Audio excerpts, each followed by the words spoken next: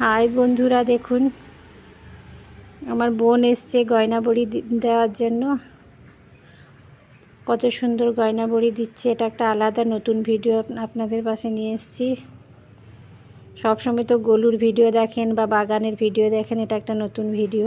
কেমন লাগছে জানাবেন। ডিজাইনগুলো কেমন হয়েছে দেখুন। এই দেখুন,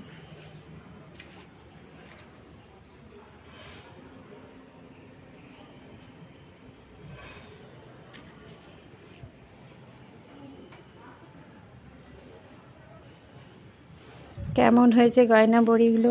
যদি ডিজাইনগুলো গয়না বড়ি কেমন দিয়েছি জানতে চান তাহলে একটা কমেন্ট করবেন, তার একটা আলাদা ভিডিও বানাবো।